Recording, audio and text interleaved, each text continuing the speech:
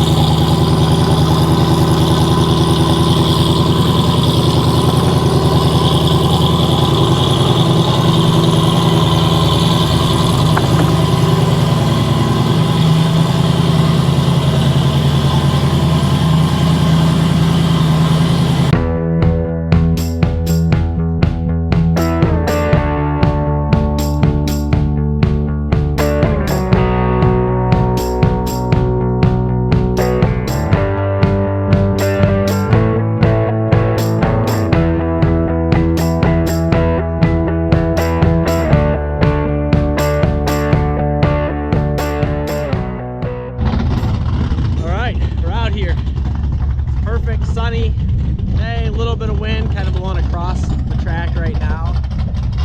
Gonna get the car tucked in.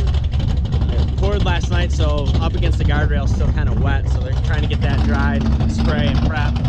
But should be a good day. A lot of cool stuff showing up. It's opening day up here at Lapeer, so a lot of guys getting out for the first time. This is definitely my favorite track. I guess you can call it my home track. I know it well. The people up here are awesome. Dude, the owner's a great guy. Everyone that runs this place is awesome, so we love coming up here. The only issue, like I said, is the bump coming off the 660 right here. So we're gonna run it just to the 8th this first hit, see what happens, and see how it feels, and maybe we'll send it to the quarter if it goes down. Yep, here we go. I prepped it all the way to the 660, and it is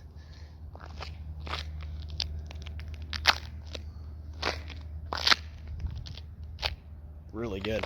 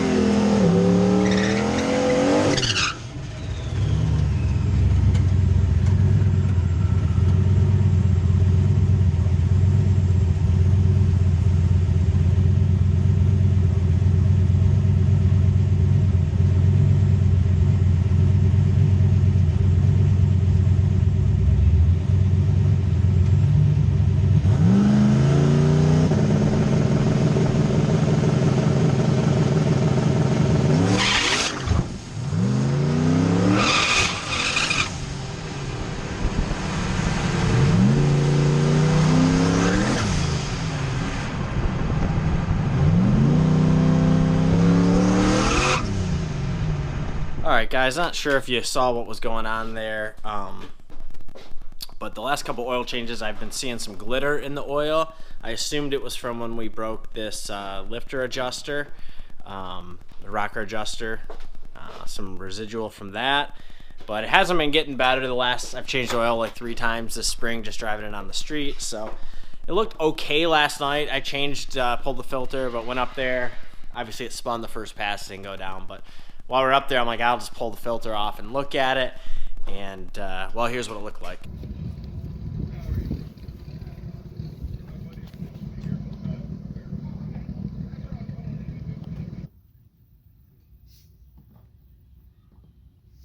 A lot of glitter in there, a couple slivers in the filter too, which you know, makes me think it's a bearing. It's eating a bearing. So we're gonna back this thing in the garage here and rip the motor out of it tonight.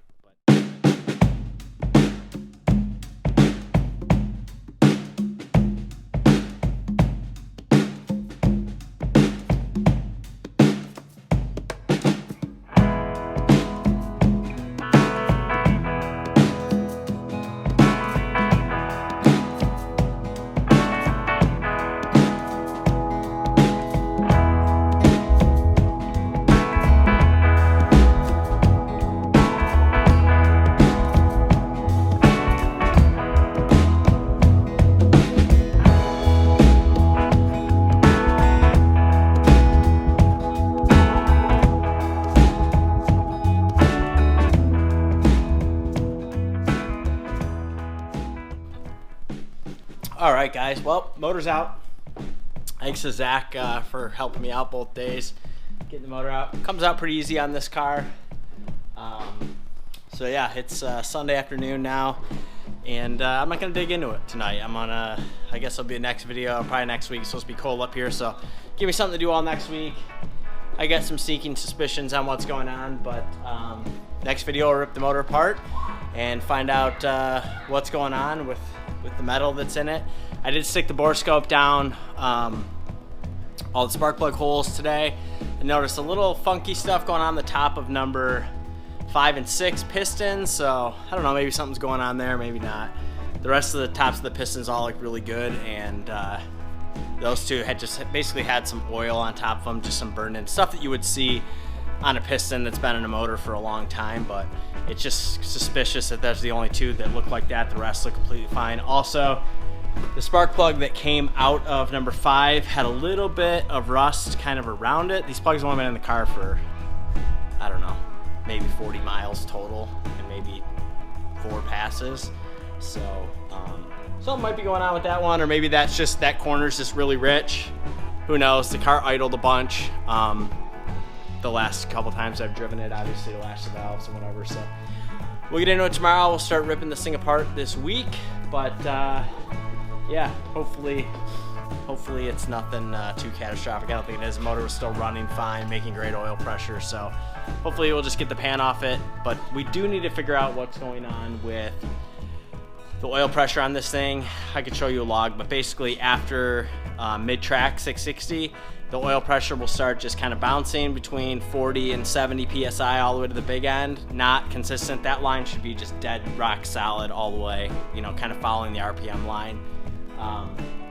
So I think maybe we're overfilling it and the crank's just beating the shit out of the oil and it's getting aerated and, you know, that's cavitating the pump, or we don't have enough oil in it and it's starving the pump, or just the pump can't keep up. So we did put a couple different springs, couple different pumps in this motor before we put it in the car, you know, just turning it over with a drill to figure out what kind of oil pressure it would make. And we thought we had the right solution. It makes great oil pressure on start. Halfway down the track it started doing it, so I don't think it's necessarily the pump. It might be baffling in the pan. I don't really know, but we definitely need to address that issue too, because that could be what's killing the bearings as well. I don't know, maybe a dry sump is in our near future, but we'll see. So next video, I'll dig into this and you guys will have some answers. But if you like this kind of content, please subscribe to the channel. Thanks for watching. Peace!